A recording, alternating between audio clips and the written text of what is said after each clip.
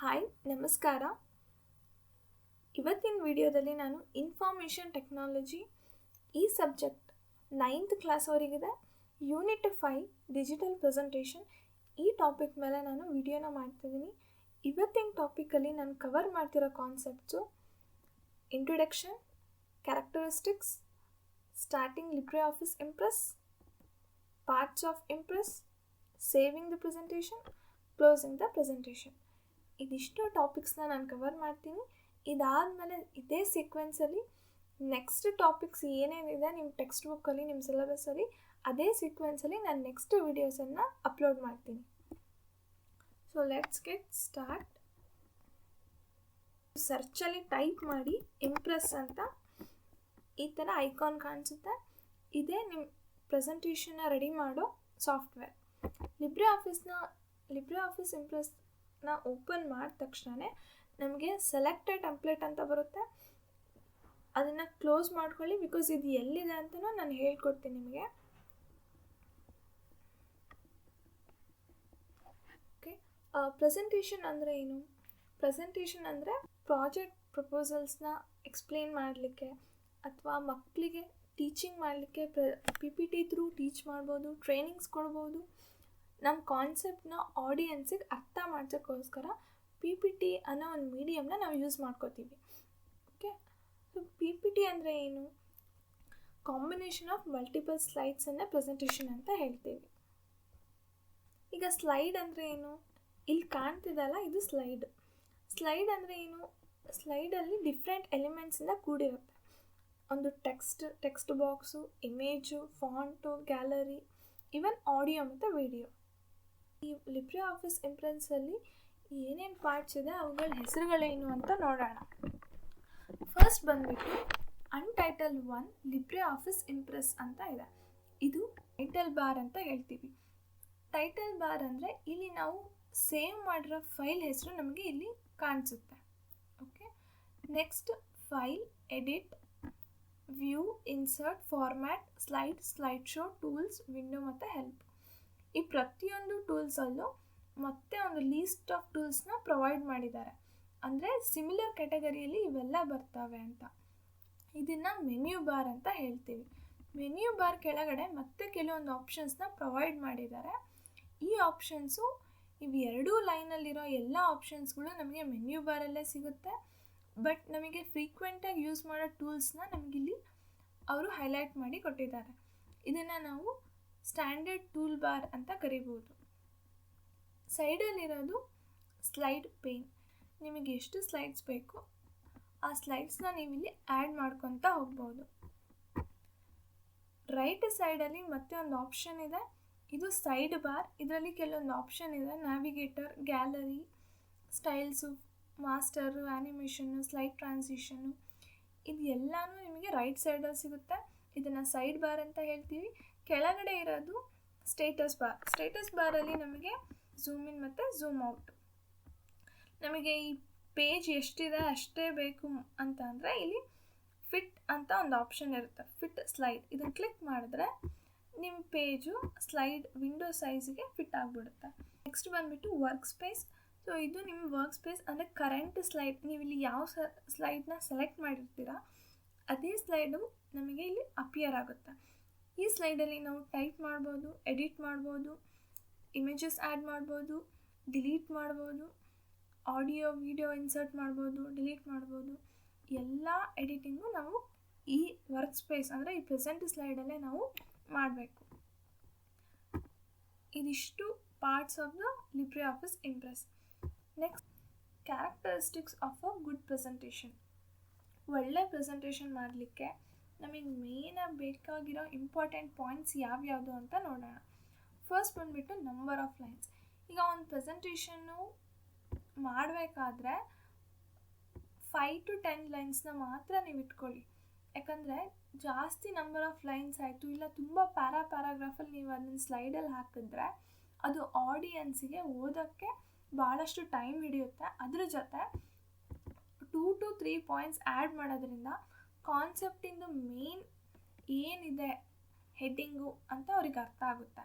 ನೀವು ಕಾನ್ಸೆಪ್ಟ್ನ ಜಾಸ್ತಿ ಅಂದರೆ ಪ್ಯಾರಾಗ್ರಾಫ್ ಆಗಿರ್ಬೋದು ಲೈನ್ಸ್ ಜಾಸ್ತಿ ಇಟ್ಕೊಂಡ್ರೆ ಸೈಜ್ನ ಚಿಕ್ಕದು ಮಾಡಬೇಕಾಗುತ್ತೆ. ಫಾಂಟ್ ಟೆಕ್ಸ್ಟ್ ಸೈಜು ತುಂಬ ಚಿಕ್ಕದಾಗಿ ಕಾಣುತ್ತೆ, ಅವರಿಗೆ ಓದೋಕ್ಕೆ ಮೋಸ್ಟ್ಲಿ ಇನ್ಕನ್ವೀನಿಯೆಂಟ್ ಆಗ್ಬೋದು. ಸೆಕೆಂಡ್ ಮೇನ್ ಪಾಯಿಂಟ್ ಏನು ಅಂದರೆ ಫಾಂಟ್ ಸೈಜ್. ನಾನೀಗ ಫಾಂಟ್ ಸೈಜ್ನ ಯಾವಾಗೂ 32 ಅಬೋನೇ ನೀವು ಮೆನ್ಷನ್ ಮಾಡ್ಕೋಬೇಕು. ಓಕೆ, ಇದರಿಂದ ನಿಮ್ಮ PPT ಸೈಜ್ ಅಂದರೆ ಪೇಜ್ ಸೈಜಿಗೆ ಆ ಫಾಂಟ್ ಸೈಜು ಸಿಂಕ್ ಆಗಿ ಕರೆಕ್ಟಾಗಿ ಕಾಣುತ್ತೆ. ಓಕೆ, ಇದು ಸೆಕೆಂಡ್ ಪಾಯಿಂಟು. ಥರ್ಡ್ ಪಾಯಿಂಟ್ ಬಂದುಬಿಟ್ಟು correct use of grammar and language. ನಾನಿಲ್ಲಿ ಕಂಪ್ಯೂಟರ್ ಅಂತ ಬರೆದಿದ್ದೀನಿ. ಸ್ಪೆಲ್ಲಿಂಗ್ನ ನಾನು ರಾಂಗ್ ಬರೆದ್ರೆ ಆಡಿಯನ್ಸು ಅದನ್ನು ಐಡೆಂಟಿಫೈ ಮಾಡ್ತಾರೆ, ಹೌದಾ? ಅವಾಗ ಏನು ಅನಿಸುತ್ತೆ, ಇವ್ರು ತುಂಬ ಎಫೆಕ್ಟಿವ್ ಆಗಿ ವರ್ಕ್ ಮಾಡಿಲ್ಲ, ಸುಮ್ಮನೆ ಆ್ಯಸ್ ಇಟ್ ಈಸ್ ಮಾಡಿದ್ದಾರೆ, ಬಿಕಾಸ್ ಇವರು ಕ್ರಾಸ್ ಚೆಕ್ಕೇ ಮಾಡಿಲ್ಲ ಅಂತ ಅನ್ಕೋತಾರೆ ಆಡಿಯನ್ಸ್. ಬೆಟರ್ ನೀವು ಪ್ರೆಸೆಂಟ್ ಮಾಡೋಕ್ಕಿಂತ ಮುಂಚೆ ನಿಮ್ಮ PPT ಎರರ್ ಫ್ರೀ ಇರಬೇಕು. Okay, in terms of language ಆಗಿರ್ಬೋದು, ಸ್ಪೆಲ್ಲಿಂಗ್ ಆಗಿರ್ಬೋದು. ಇನ್ನೊಂದು ಪ್ರೊನೌನ್ಸಿಯೇಷನಲ್ಲೂ ಸ್ಪೆಲ್ ಮಾಡಬೇಕಾದ್ರೆ ಕರೆಕ್ಟಾಗಿ ಪ್ರೊನೌನ್ಸ್ ಮಾಡಿ ಅದನ್ನು ಹಾಕ್ತೀವಿ. ಡ್ರಾಯಿಂಗ್ಸ್ನ ಇನ್ಸರ್ಟ್ ಮಾಡ್ತೀವಿ, ಟೇಬಲ್ಸ್ ಇನ್ಸರ್ಟ್ ಮಾಡ್ತೀವಿ, ಗ್ರಾಫ್ಸ್ ಹಾಕ್ತೀವಿ, ಹೌದಾ? ಇದು ಒಂದು ಸ್ಲೈಡಲ್ಲಿ ಯಾವಾಗೂ 1 ಅಥವಾ 2 ಗ್ರಾಫಿಕ್ಸ್ನ ಮಾತ್ರ ಆ್ಯಡ್ ಮಾಡಿ. ಲೈಕ್ ಒಂದು ಸ್ಲೈಡಲ್ಲಿ ಒಂದೇ ಇಮೇಜ್ ಆಗಿರ್ಬೋದು, ಒಂದೇ ಟೇಬಲ್ಲು ಅಥವಾ 2 ಇಮೇಜು ಅಷ್ಟೇ ಕೊಡಿ. ನೀವು ಜಾಸ್ತಿ ಗ್ರಾಫಿಕ್ಸ್ನ ಒಂದೇ ಸ್ಲೈಡಲ್ಲಿ 2ಕ್ಕಿಂತ ಜಾಸ್ತಿ ಇಮೇಜಸ್ ಆಗಿರ್ಬೋದು, ಟೇಬಲ್ಸ್ ಆಗಿರ್ಬೋದು, ಚಾರ್ಟ್ಸ್ ಆಗಿರ್ಬೋದು, ಗ್ರಾಫಲ್ಲಿ ಹಾಕಿದ್ರೆ ಅದು ಚಿಕ್ಕದು ಮಾಡಬೇಕಾಗುತ್ತೆ ಸೈಜು. ಈವನ್ ಆಡಿಯನ್ಸಿಗೆ ಅದು ಅಷ್ಟು ಎಫೆಕ್ಟಿವ್ ಆಗಿ ಕಾಣೋದಿಲ್ಲ. ಫಿಫ್ತ್ ಪಾಯಿಂಟ್ ಬಂದುಬಿಟ್ಟು ಕಲರ್ಸ್. ನಾನೀಗ ಟೆಕ್ಸ್ಟ್ ಕಲರು ಬ್ಲ್ಯಾಕಲ್ಲಿದೆ, ನನಗೀಗ ಇದನ್ನು ಲೈಟಲ್ಲಿ ಕೊಡ್ತೀನಿ. ಓಕೆ, ಟೆಕ್ಸ್ಟ್ ಕಲರ್ ನಾನು ಲೈಟ್ ಮಾಡ್ತೀನಿ, ಎಲ್ಲೋ ಕೊಡ್ತೀನಿ. ಸೊ ಇದೇನಾಗ್ತದೆ, ಕಾಣ್ತಿಲ್ಲ. ನನ್ನ ಬ್ಯಾಕ್ಗ್ರೌಂಡಿಗೂ ನಾನು ಕೊಟ್ಟಿರೋ ಫಾಂಟ್ ಸೈಜಿಗೂ ಕಾಂಬಿನೇಷನ್ನೇ ಇಲ್ಲ. ಹಾಗಾಗಿ ಯಾವಾಗೂ ನಿಮ್ಮ ಟೆಕ್ಸ್ಟ್ ಕಲರ್ನ, ಫಾಂಟ್ ಸೈಜ್ನ ಯಾವಾಗೂ ಡಾರ್ಕಲ್ಲಿ ಇಟ್ಕೊಳ್ಳಿ, ನಿಮ್ಮ ಬ್ಯಾಕ್ಗ್ರೌಂಡ್ ಕಲರ್ನ ಯಾವಾಗೂ ಲೈಟಲ್ಲಿ ಇಟ್ಕೊಳ್ಳಿ, ಅಥವಾ ಅಪೋಸಿಟಲ್ಲಿ ನೀವು ಕೊಡ್ಬೋದು. ಆ್ಯಂಡ್ ಸಿಕ್ಸ್ತ್ ಪಾಯಿಂಟ್ ಏನು ಅಂದರೆ, ನಾವು ವಿಡಿಯೋದಲ್ಲಿ ಆ್ಯನಿಮೇಷನ್ನ ಹಾಕ್ತೀವಿ ಮತ್ತು ವಿಡಿಯೋಸ್ನ ಇನ್ಸರ್ಟ್ ಮಾಡ್ತೀವಿ. ಯಾವಾಗೂ ಒಂದೇ ಸ್ಲೈಡಲ್ಲಿ ಒಂದೇ ವಿಡಿಯೋ ಅಥವಾ ಒಂದೇ ಆ್ಯನಿಮೇಷನ್ನ ಯೂಸ್ ಮಾಡ್ಕೊಳ್ಳಿ. ನೀವು ಒಂದಕ್ಕಿಂತ ಜಾಸ್ತಿ ಆ್ಯನಿಮೇಷನ್ ಅಥವಾ ವಿಡಿಯೋನ ಒಂದೇ ಸ್ಲೈಡಲ್ಲಿ ಹಾಕಿದ್ರೆ ನಿಮಗೇನಾಗುತ್ತೆ, ಪ್ಲೇ ಮಾಡಬೇಕಾದ್ರೆ ಸೌಂಡ್ ಎಲ್ಲ ಓವರ್ಲ್ಯಾಪ್ ಆಗಿ ಆಡಿಯನ್ಸ್ಗೆ ಡಿಸ್ಟರ್ಬ್ ಮಾಡುತ್ತೆ, ಆಯಿತಾ? ಹಾಗಾಗಿ ಒಂದು ಸ್ಲೈಡಲ್ಲಿ ಒಂದೇ ವಿಡಿಯೋ ಮತ್ತು ಆಡಿಯೋನ ಇನ್ಸರ್ಟ್ ಮಾಡ್ಕೊಳ್ಳಿ.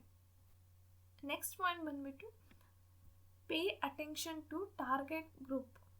PPT ರೆಡಿ ಮಾಡಬೇಕಾದ್ರೆ ನಿಮ್ಮ ಟಾರ್ಗೆಟ್ ಏನು, ಇಂಪಾರ್ಟೆಂಟ್ ಪಾಯಿಂಟ್ಸ್ನ ಹಾಕಿರಿ, ಸೀಕ್ವೆನ್ಸಲ್ಲೇ ಆ ಟಾಪಿಕ್ನ ನೀವು ಪ್ರೆಸೆಂಟ್ ಮಾಡಿರಿ.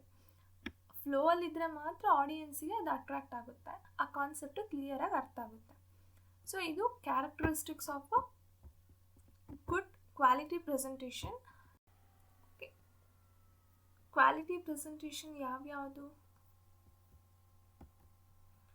ನಂಬರ್ ಆಫ್ ಲೈನ್ಸ್, ಯಾವಾಗೂ 5 to 10 ಲೈನ್ಸ್ನ ಇಟ್ಕೊಳ್ರಿ ಒಂದು ಸ್ಲೈಡಲ್ಲಿ. ಫಾಂಟ್ ಸೈಜ್ ಯಾವಾಗೂ ಎಷ್ಟು ಇಟ್ಕೊಳ್ರಿ, 32 ಪಾಯಿಂಟ್ಸ್ಗಿಂತ ಜಾಸ್ತಿನ ಇಟ್ಕೊಳ್ರಿ. Correct use of grammar and spelling, ಅಂದರೆ ನಾವು ಯಾವಾಗೂ ಒಂದು ಸತಿ ಕ್ರಾಸ್ ಚೆಕ್ ಮಾಡಿ ಪ್ರೆಸೆಂಟೇಷನ್ನ ತೋರಿಸ್ರಿ. ಇಮೇಜ್ ಇನ್ಸರ್ಟ್ ಆಗಿರ್ಬೋದು, ಡ್ರಾಯಿಂಗ್ಸು, ಟೇಬಲ್ಸು, ಇವೆಲ್ಲ ಒಂದು ಸ್ಲೈಡಲ್ಲಿ 1 ಅಥವಾ 2 ಮಾತ್ರ ಕೊಡಿ. ಯೂಸ್ ಆಫ್ ಕಲರ್ ಕಾಂಬಿನೇಷನ್, ಯಾವಾಗೂ ಬ್ಯಾಕ್ಗ್ರೌಂಡ್ನ ಸ್ವಲ್ಪ ಲೈಟಾಗಿ ಇಟ್ಕೊಂಡು ಫಾಂಟನ್ನು ಡಾರ್ಕ್ ಹಾಕ್ಕೊಳ್ಳಿ, ಅಥವಾ ವೈಸ್ ವರ್ಸಾ ರಿವರ್ಸ್ ಮಾಡ್ಬೋದು. ಪೇಯಿಂಗ್ ಆ್ಯನಿಮೇಷನ್ ಮತ್ತು ವೀಡಿಯೋಸ್ ಒಂದು ಸ್ಲೈಡಲ್ಲಿ ಒಂದನ್ನು ಮಾತ್ರ ಕೊಡಿ.